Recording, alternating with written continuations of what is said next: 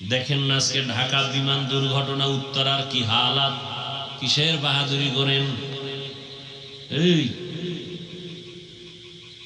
উপরের দিকে দেখেন, আবার আহে নেই পড়েনি একটা।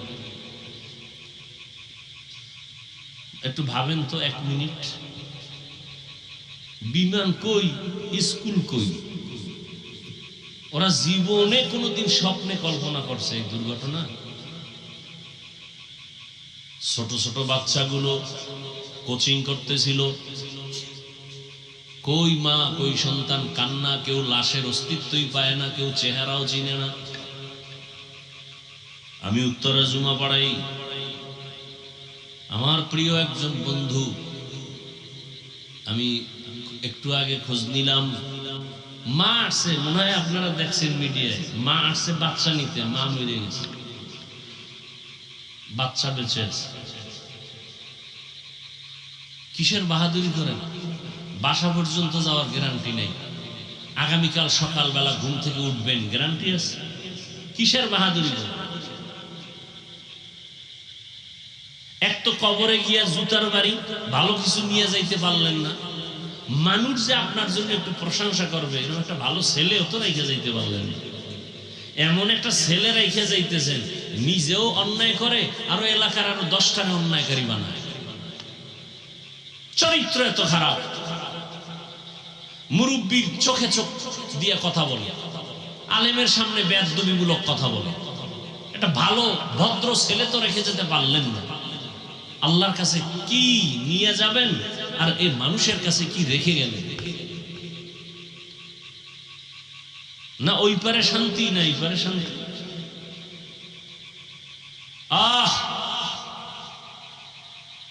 যারা আজকে বিমানের এই কবলে পড়ে জমিন থেকে চলে গেল, আল্লাহ তাদেরকে শাহাদাতের মর্যাদা দান করে। তার মা, আহাল পরিবারে যারা, সবাইকে আল্লাহ ধৈর্য ধারণকারী হিসেবে কবুল করেন। আল্লাহ তাদেরকে উত্তম নিয়ামত দান করেন। দোয়া করা ছাড়া কি করতে পারি? বড় কঠিন হাল।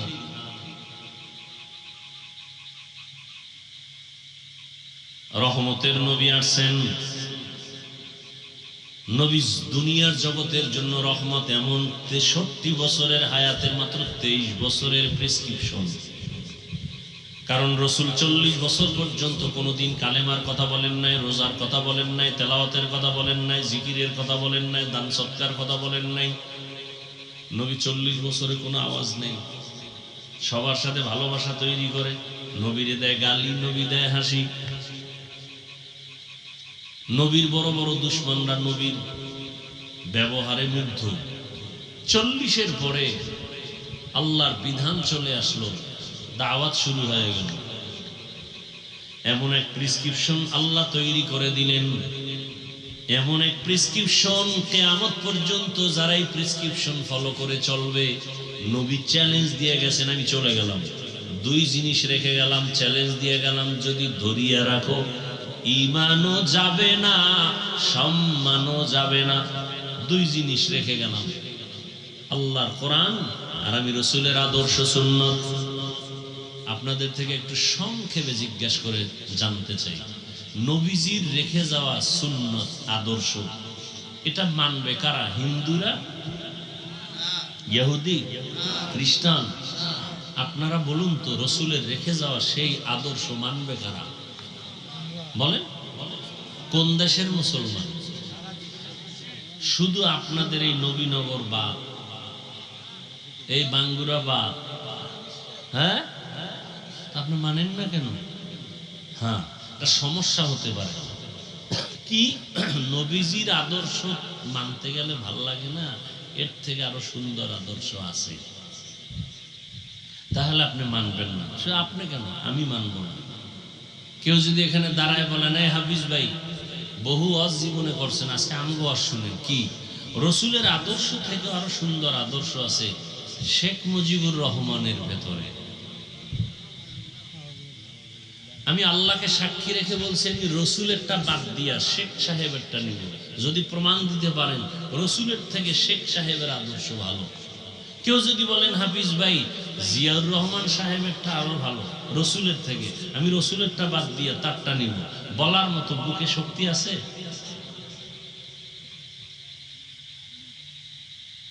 বরং আমি কি বলি, এ দুনিয়াতে রসুলের আদর্শ বাদ দিয়া নতুন আদর্শ বাজারজাত করছে আর বুঝাইছে মোহাম্মদেরটা থেকে আমগোটা ভালো। বল কে তুমি? আমি আব্রাহাম লিঙ্কন। আর একজন দাঁড়ায় বলে আমি প্লেটো, আর একজন বলে আমি মাও সেতুন, আর একজন বলে আমি কার্ল মার্কস, আর একজন বলে আমি লেনিন। আমার আদর্শ গ্রহণ করো। সবাই কিছু না কিছু গ্রহণ করতে গিয়ে দেখে আরো গজবটাই নিয়ে আসছে। গণতন্ত্র গণতন্ত্র করতে করতে এখন গণতন্ত্রই ফাঁসির মঞ্চে ঝুলতেছে। গণতন্ত্র শুদ্ধা। এক কথায় আমি জবাব দিই, সারা বাংলাদেশের মধ্যে এক কথায় জবাব, দুনিয়ার সবার আদর্শ নাপাক, একমাত্র মদিনাওয়ালা রসুলের আদর্শই হলো পাক। এক কথায় জবাব, দুনিয়ার সব নাপাক। কেন? যাদের আদর্শ স্লোগান দাও ওরা নিজেরাই নাপাক। এই মিয়া, এই যে কেমনে বুঝাই, এই যে বোতলটা আছে না, পানির বোতল, এটা আমি যদি একটা পাইপের মধ্যে দেই, পাইপের গোড়ায় যদি একটা জগ বা পাত্র রাখি, এখন ওই পাইপের মধ্যে যদি ময়লা থাকে, আমার এই স্বচ্ছ পানিটা ওখানে গিয়ে যাইয়া পাত্রের মধ্যে ভালো পড়বে না ময়লা? ময়লা কি আমার বোতলের ভিতরে না মাঝখানের পাইপের মধ্যে? বড় কঠিন। আব্রাহাম লিঙ্কনের আদর্শ নাপাক কেন? ওর দেমাগ নাপাক। মাও সেতুনের আদর্শ নাপাক কেন? ওর দেমাগ নাপাক। দেমাগ নাপাক কেন? খায় নাপাক। দেখেন না কিছু, যত আমি মাঝে মাঝে বলি আমাদের দেশে যত বড় ভিআইপি তত বড় মদখোর। কি তিন বেলা খাইয়ে ওর মদ পান করতে হবে, না হয় চান্দি গরম হবে না। চান্দি গরম না হইলে বউরে মা কইতে পারে না। এরকম জানোয়ার আছে না, বউরে মা কয়, এমনি কয়, তার মার ছিঁড়ে গেছে। যত বড় ভিআইপি তত বড় নেশাখোর। তাহলে খাইয়ে লইয়া দিমাগ না পাক। ও জবানে আর দিমাগ দিয়ে যা বের করে সব না পাক। আর আমার রসুল 63 বছর হায়াতে আমার রসুল কোনদিন একটা মিথ্যা কথা বলেন নাই। পৃথিবীতে দ্বিতীয় আর একজনের নাম কও যে মিছা কয় না। বরং ঘরের মধ্যে বৈশা পাওনাদারে যখন টেলিফোন করে, আমি জমিনে নাই। আছে ঘরের মধ্যে, আমি জমিনে নাই। একদিন ধৈর্য একটারে কইতেছে, তুমি না ঘরে ছিলা, তুমি মিছা কথা কইলে কেন জমিনে নাই? আসলে আমি জমিনে ছিলাম না, খাটের উপরে ছিলাম।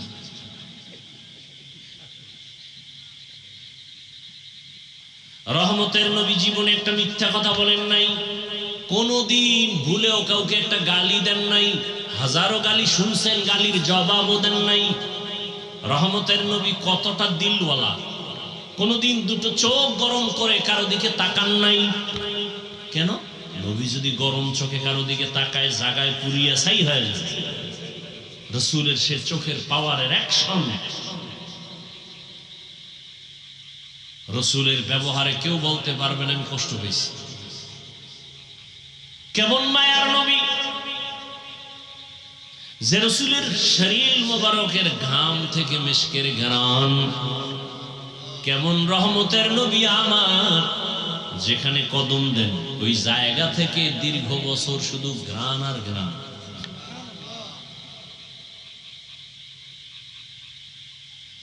কেমন মায়ার নবী, কেমন দয়ার নবী।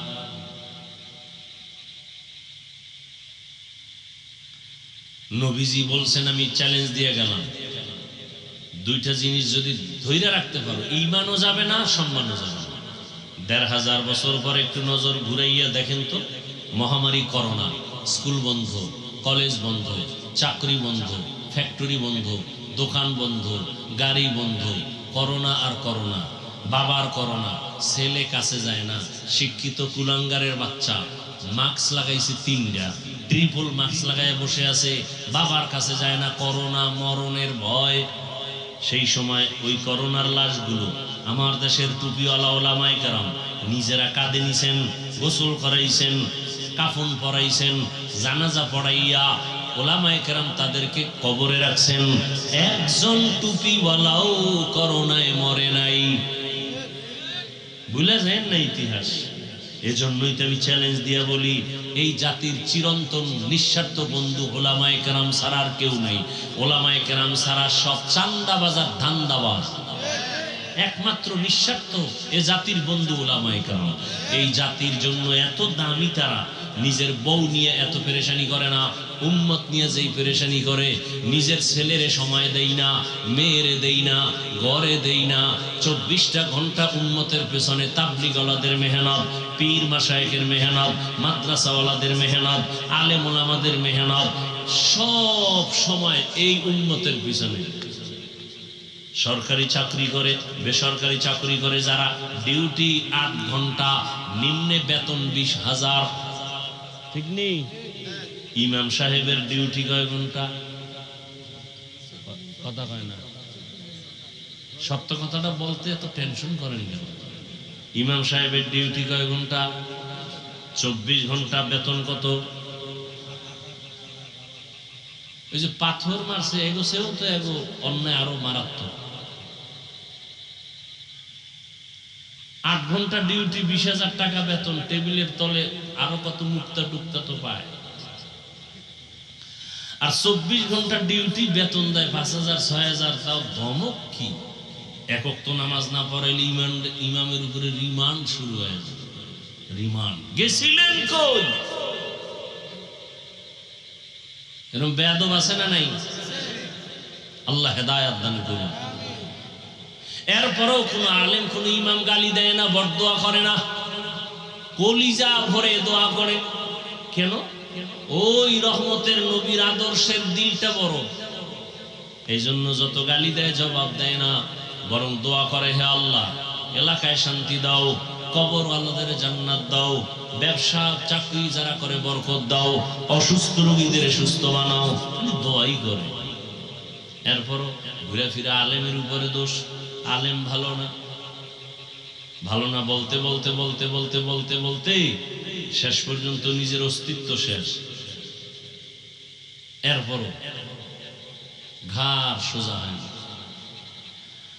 রহমতের নবীর আদর্শ, নবী বলেন ধরে রাখো, ঈমান যাবে না, সম্মানও যাবে না। চেয়ারম্যানের চেয়ারের মেয়াদ শেষ, এমপি সাহেবের মেয়াদ শেষ। রাসূলের আদর্শওয়ালাদের চেয়ারের কোনো মেয়াদই নেই। আছে কি আমাকে চেয়ারের কোনো মেয়াদ আছে? সম্মান আর সম্মান, টাকা দিয়ে সম্মান কিনা যায় না। অতএব আমি বলবো, বাবা সারা রাত বয়ান শুনে কি লাভ হবে যদি ফজরের নামাজ ঠিক মতো না হয়? রহমতের নবী বলেন, এ উম্মত এশার নামাজ পড়ে যদি ঘুমাও, আবার ঘুম থেকে উঠিয়া যদি ফজরের নামাজ আদায় করো, ঘুমাইয়া যে সময় কাটাইছো ওই সময়টাও ইবাদতে লেখা হবে।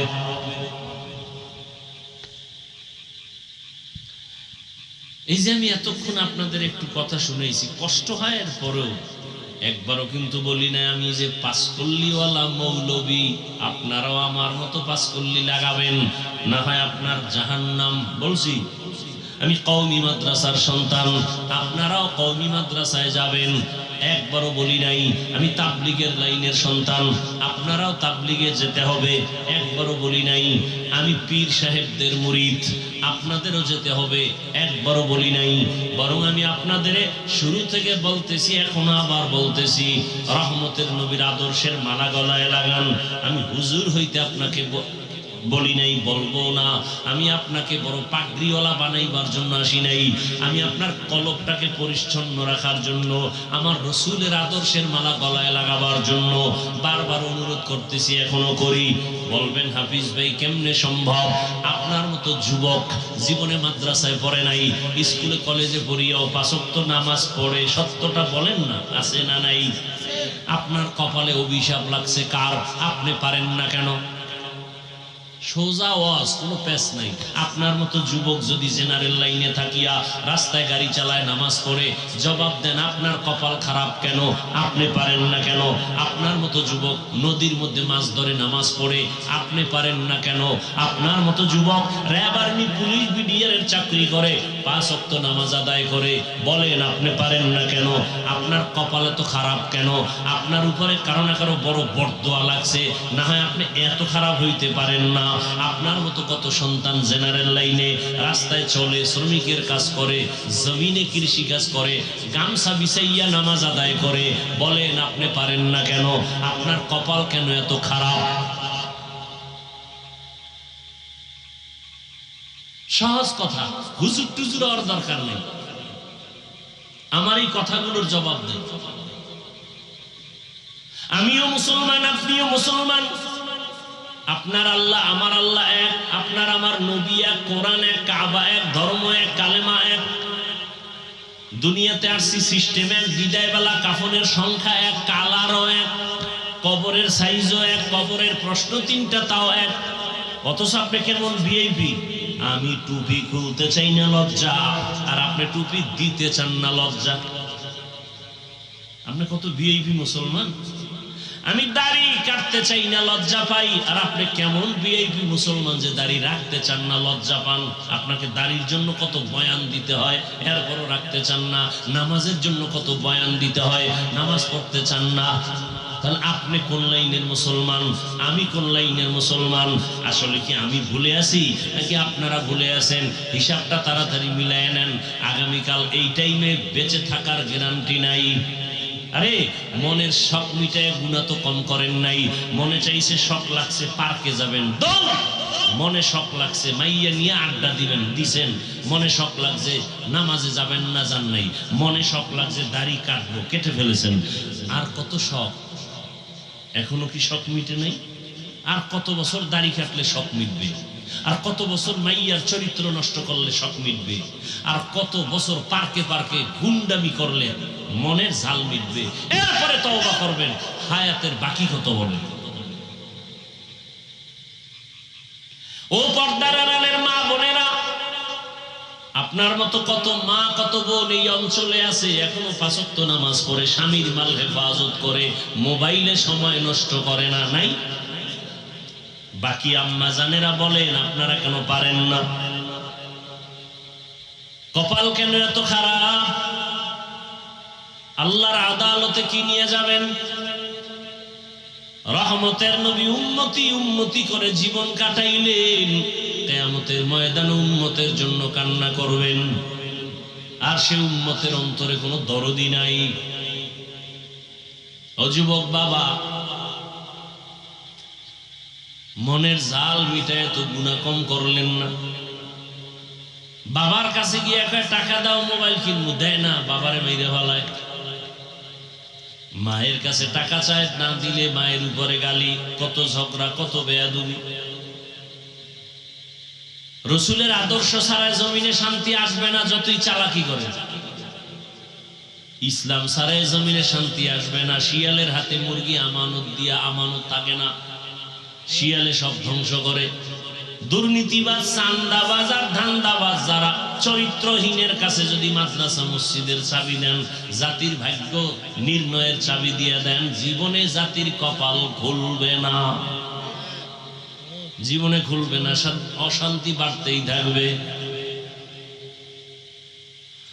আহা, একটা কুকুর আর একটা কুকুরের এই পরিমাণ আক্রমণ করে না, একটা মানুষ হইয়া কেমনে মানুষের এভাবে মারে?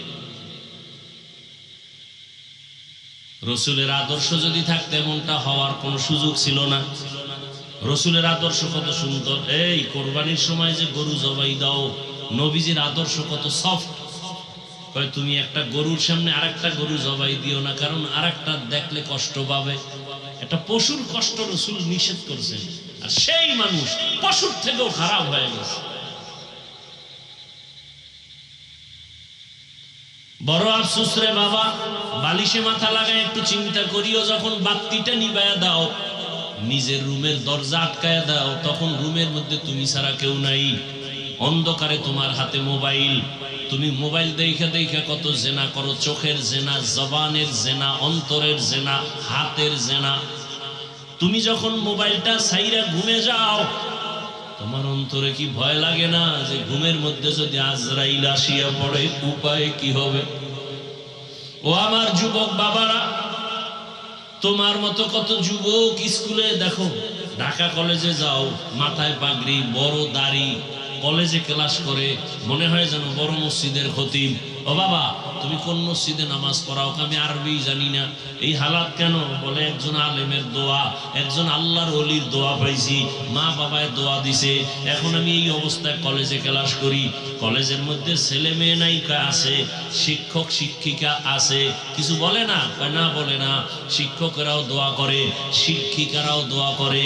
ক্লাসের ছেলেরা মাঝে মাঝে কয়, চল বন্ধু একটু আড্ডাখানায় যাব, চল অমুক জায়গায় ঘুরে আসবো। আমি তখন ইস্তেগফার করি, আরে ওরা তো কত গুনাহ করবে, আমি কেমনে করব?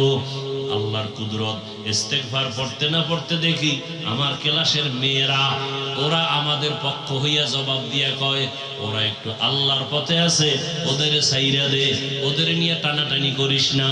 তখন আর ওরা আমাদের নিয়ে বাড়াবাড়ি করে না। আমরা আমাদের পথে এভাবে চলি। আমরা কলেজে ক্লাস করি, পাগড়ি খোলা লাগে না। আমরা ঢাকা কলেজে ক্লাস করি, আমাদের দাড়ি কাটা লাগে না। ও ব্যবসায়ী বাবারা, আপনার মতো কত ব্যবসায়ী ব্যবসা করে, নামাজ ছাড়ে না, শাটার বন্ধ করে মসজিদে চলে যায়।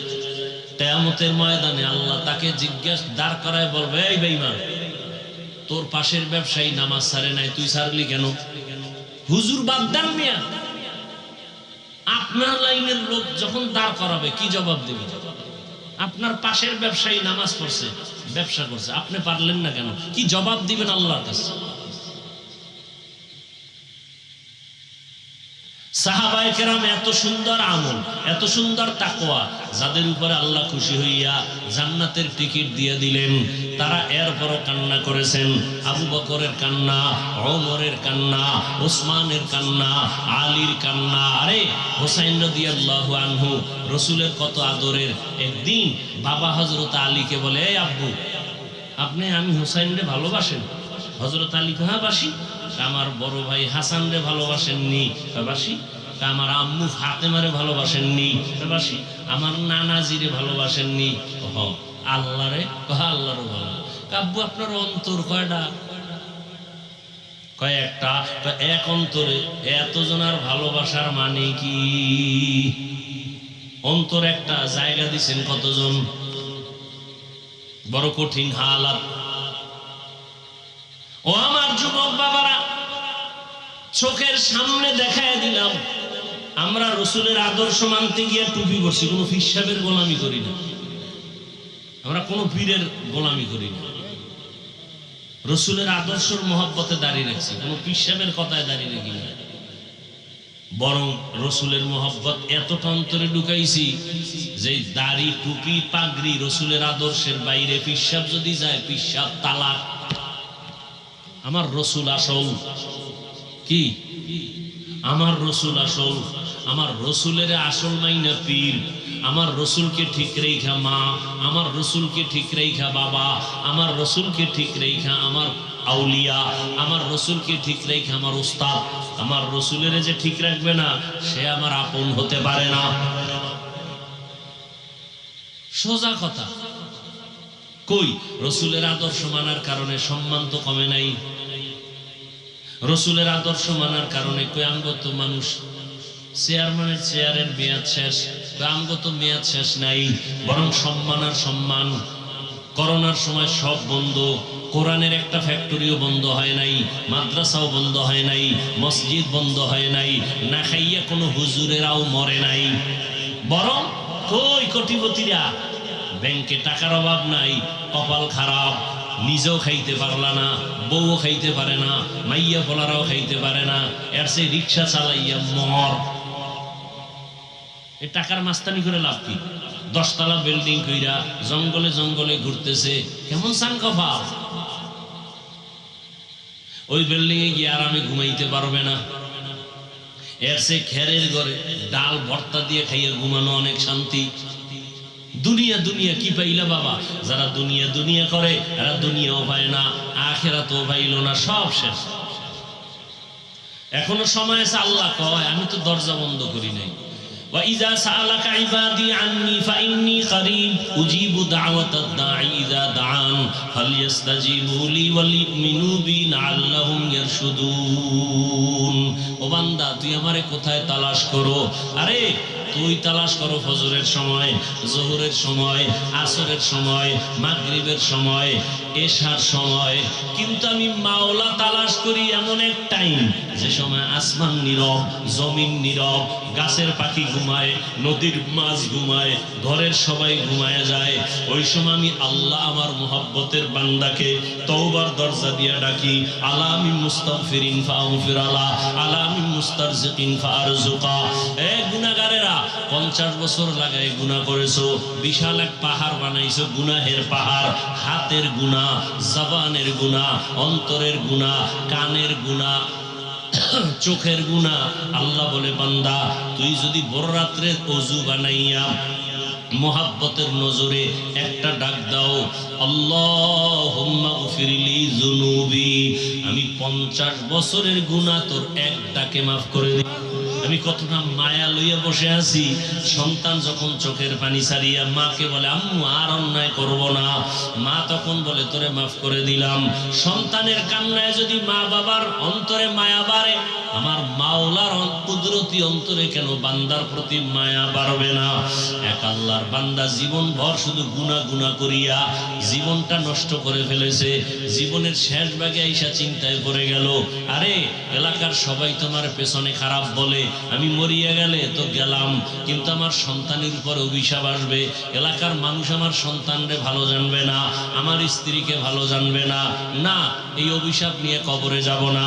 চিন্তা কইরা ঘুমের বিছানার থেকে ঘুম আসে না। হঠাৎ মন খারাপ হয়ে গেল, ফজরের আজান হয়ে গেল। মসজিদে গিয়া ইমাম সাহেবকে বলি, ইমাম সাহেব আমি বড় খারাপ মানুষ, আপনারা জানেন সবাই, এখন আমার ভালো হওয়ার চিন্তা, আমি জীবনে কত মানুষের কল্লা ফালায় দিলাম, মায়ের কোল খালি করলাম, এখন এই অভিশাপ নিয়ে কবরে যেতে চাই না। মানুষ আমার সন্তানরে খারাপ বলবে, আমার আত্মীয় স্বজনকে খারাপ বলবে আমার কারণে।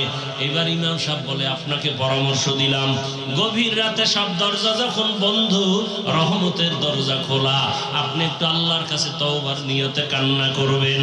আল্লাহর বান্দা পরামর্শ পাইয়া রাতের বেলা ঘরে চলে গেল, ঘুমায় না, ওযু বানাইয়া ঘরের অন্ধকার রুমের ভিতরে ভোর রাত্রে কান্না শুরু করেছে, ও আল্লাহ তুমি আমারে মাফ করে দাও, তোমার দেওয়া সূর্যের আলো আমি ভোগ করেছি কিন্তু তোমার শুকর আদায় করি নাই, তোমার দেওয়া বাতাস ভোগ করেছি তোমার শুকর আদায় করি নাই, তোমার দেওয়া নদীর মাছ খাইছি শুকর আদায় করি নাই, তোমার দেওয়া জমিনের ফসল খেয়েছি তোমার শুকর আদায় করি নাই। আজকে অনেক অনুতপ্ত হয়ে আসছি, আর গুনাহ করব না, হাতের গুনাহ করব না, জবানের গুনাহ করব না। আল্লাহর বান্দা এমন কান্না শুরু করেছে, গাইবি একটা আওয়াজ আসতেছে, গাইবি এক আওয়াজ, এই বান্দা কান্না করিস না, তোর নাম জাহান্নামীদের খাতায় লেখা, তুই কান্না করে লাভ নাই। আওয়াজটা কেমন যেন ঘরের সবাই শুনছে। বিবি এক সময় ডাক দিয়া কয়, ও স্বামী তুমি আওয়াজ শুনো নাই? তোমার নাম জাহান্নামীদের খাতায়, কান্না করে লাভ কি? স্ত্রীর এই কথা শুনিয়া গুনাহগার বান্দা বলে, বিবি বলো এই দরজা ছাড়া আর নতুন কোন দরওয়াজা আছে নাকি যেখানে গিয়া কান্না করলে ক্ষমা পাবো? স্ত্রী বলে, না আর কোন দরওয়াজা নাই। আল্লাহর বান্দা বলে, বিবি আমার এই দরজা ছাড়া যদি আর কোন দরওয়াজা না থাকে, আমার কাজ হলো কান্না করা। জীবনে তো গুনাহ কম করি নাই, আড্ডা কম দেই নাই, এখন শুধু কান্নাই করে যাব। জাহান্নামের খাতায় নাম লেখা থাকলে থাক, কান্না বন্ধ করব না। এই বলিয়া যখন আবার কান্না শুরু করেছে, কিছুক্ষণ কান্নার পরে আবার একটা আওয়াজ আসছে, ও বান্দা কান্না বন্ধ কর, তোর জীবনের সব গুনাহ মাফ করা হয়ে গেছে, তোর নামটা জান্নাতীদের খাতায় লেখা। আল্লাহর বান্দা কেমন যেন আরো কান্না বাড়ায় দিছে। বিবি ডাক দিয়া কয়, স্বামী তোমার নাম তো জান্নাতি খাতায় উঠে গেছে, আর কান্না করে লাভ কি? এবার আল্লাহর বান্দা বলে, বিবি আমি এতক্ষণ কান্না করছিলাম জাহান্নামের গরম আগুনের ভয়, আর এখন কান্না করতেছি এতক্ষণ কান্নার পরে আমার বুঝ হয়ে গেছে, আরে আমার মাওলার কাছে কান্না বড় প্রিয় সম্পদ। এই জন্য আমি মাওলার মোহাব্বত আরো যেন বেড়ে যায়, এই মোহাব্বতে এখন কান্না করি। এতক্ষণ জাহান্নামের আযাবের ভয়ে কান্না করেছি, এখন আল্লাহর মোহাব্বতের জন্য কান্না করি। যত কানবো তত মোহাব্বত বাড়বে। বাচ্চা মা মা কয়ে যত কান্না করে, প্রথমে বাচ্চা আম্মু কয়ে ডাকে, মা সাড়া দেয় না, শুনে তারপরও ডাকের সাড়া দেয় না। কেন? বাচ্চা যত বারবার ডাকবে তত মায়ের অন্তরে মায়া বাড়বে। বাচ্চা যত কান্নার আওয়াজ বাড়াবে মায়ের অন্তরে তত মায়া বাড়বে। মা চায় বাচ্চা বেশি বেশি কাঁদুক, আমারে ডাকুক। আমি যদি এক ডাকে সাড়া দেই তো পারি, কিন্তু বাচ্চা তো আর ডাকবে না। মা সন্তানের মা ডাকে বড় মজা পায়, এই জন্য বারবার ডাক শুনতে চায়। ওই বান্দা বান্দির থেকে 99 গুণ মায়া আমার আল্লাহর বেশি। আমার আল্লাহ চায় বান্দা তুই বারবার আমাকে আল্লাহ বলিয়া ডাক দিবি। আমি এজন্য বারবার চাই তুই ডাক দে। মাঝে মাঝে তুই কাঁদো না, ডাকো না, আমি মুসিবত দেই। রে বান্দা মুসিবতে পড়লে তো একটু আমাকে ডাকবি। আমার তো ছেলে নাই যে আমাকে আব্বা বলে ডাকবে, আমার তো মেয়ে নাই যে আমাকে বাবা বলে সম্বোধন করবে, আমার তো স্ত্রী নাই আমাকে স্বামী বলে সম্বোধন করবে। বরং আমি বড় আদর করে বানাইছি মানুষ। আমি মানুষ বানাইয়া মানুষের দিকে তাকায় থাকি, কখনো আমাকে আল্লাহ বলে ডাক দিবে। এরে বান্দা তুই মাকে ডাকো, বাবাকে ডাকো, ভাইকে ডাকো, বোনকে ডাকো, সন্তানের গালে চুমা খাও। এরে বান্দা ওই সন্তানের চেহারা সুন্দর তো বানাইছি আমি। স্ত্রীকে দিয়া কত মজা করো, ওই মজা তো দিলাম আমি। এত কিছু পাই আজকে তুই আমারে ভুলিয়ে গেছো। ওরে একবার যদি কলিজা দিয়া আল্লাহ বলে ডাক দিয়া বলতি, দয়ার মালিক জীবনে নাফরমানি করিয়া জীবন নষ্ট করেছি, আর গুনাহ করব না, আমি আল্লাহ তোর জীবনের সব গুনাহগুলো মাফ করে দিতাম। বান্দা গুনাহ করছো, তওবা করো। ও যুবক বাবারা, ও পর্দার আড়ালের মা বোনেরা, আপনার মতো মা পর্দা করে, নামাজ পড়ে, স্বামীর মাল হেফাজত করে, সন্তানটাকে আদর্শওয়ালা বানানোর মেহনত করে। ডাক্তার বানাবেন, কোরআন পড়নেওয়ালা বানান। ইঞ্জিনিয়ার বানাবেন, কোরআন পড়ায়া দেন। সন্তান ডাক্তার হলো কোরআন পড়ে দোয়া করবে, ইঞ্জিনিয়ার হলো কোরআন পড়ে দোয়া করবে, প্রফেসর হলো কোরআন পড়ে পড়ে মা বাবার জন্য দোয়া করবে। আল্লাহর কাছে কান্না করে দোয়া করেন, আল্লাহ আদবওয়ালা বিনয়ী আদর্শবান সন্তানের মা বানাও, বাবা বানাও। মুরব্বীরাও তওবা করেন, যুবক বাবারাও তওবা করো। আর জীবনে নামাজ ছাড়বা না, দাড়ি কাটবা না, বেপরদায় চলবা না, মা বাবার সাথে বেয়াদবি করবা না। শিক্ষকের দোয়া নিয়া, উলামায়ে কেরামের পরামর্শ নিয়া, নবীর আদর্শ মেনে জীবন চালাইবা। আল্লাহ আমাদের সবাইকে খাঁটি তওবাওয়ালা জীবন দান করেন। তওবার উপরে মজবুত হইয়া চলার মতো তৌফিক দান করেন, আমিন। আলহামদুলিল্লাহি রাব্বিল আলামিন, ওয়াসসালাতু ওয়াসসালামু আলা সাইয়্যিদিল আমবিয়া ওয়াল মুরসালিন ওয়া আলা আলিহি ওয়া আসহাবিহি আজমাইন। ইয়া আরহামার রাহিমিন, ইয়া আরহামার রাহিমিন, ইয়া আরহামার রাহিমিন। রব্বিরহামহুমা কামা রব্বায়ানি সগীরা। اللهم إنك عفو كريم تحب العفو فاعف عنا. اللهم إنا نسألك رضاك والجنة ونعوذ بك من سخطك والنار. ও দয়ার মালিক, আমরা গুনার বোঝা নিয়ে আপনার দরওয়াজায় হাজির। তওবার নিয়ত করেছি, আর গুনাহ করব না, নামাজ ছাড়ব না, দাড়ি কাটবো না, বেপরদায় চলবো না, মা বাবার সাথে বেয়াদবি করব না, ওলামায়ে কেরামের পরামর্শ নিয়া নবীজির আদর্শ মেনে চলবো। আমাদের তওবা কবুল করে নেন, গুনাহমুক্ত জীবন দান করেন। আয় আল্লাহ, মাহফিল কবুল করে নেন, মাদ্রাসা কবুল করে নেন, মসজিদ কবুল করে নেন, এলাকাবাসীকে কবুল করে নেন, দান সদকা যারা করেছে কবুল করে নেন, ঘরে ঘরে শান্তি দান করেন, সারা দুনিয়াবাসীকে মাফ করে দেন, মুসলমানকে হেফাজত করেন। আয় আল্লাহ, জালেমের জুলুম থেকে হেফাজত করেন, বাংলাদেশ শান্তির দেশ বানায় দেন, জুলুম থেকে হেফাজত করেন, বাতিলের মোকাবেলায় বিজয় দান করেন, বাতিলকে বাতিলের দ্বারা দমন করে দেন।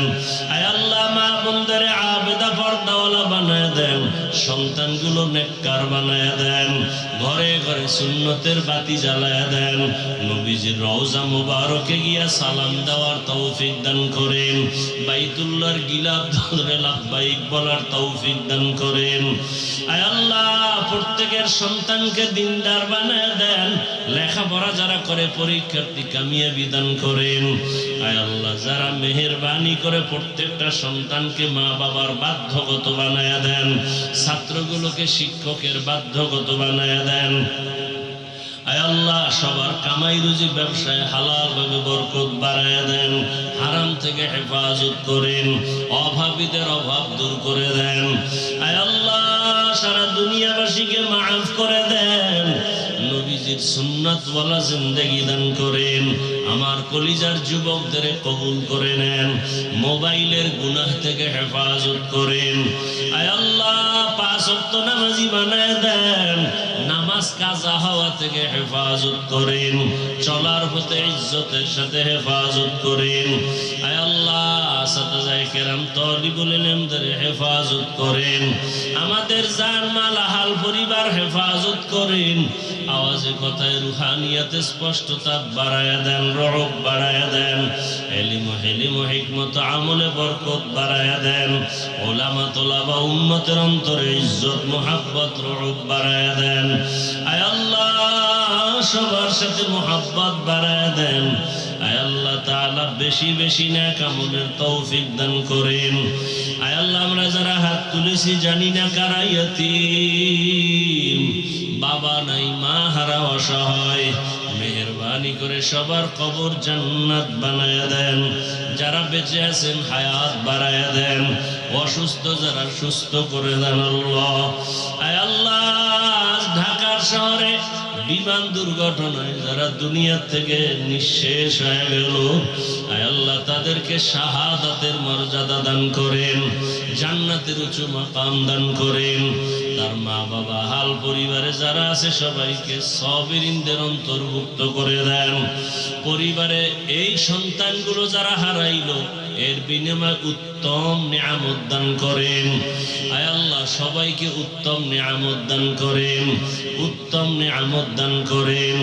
আয় আল্লাহ, আমার কলিজার প্রত্যেকটা যুবকের দিনদার বানায়া দেন, 5 ওয়াক্ত নামাজি বানায়া দেন, নামাজ কাজা হওয়া থেকে হেফাজত করেন।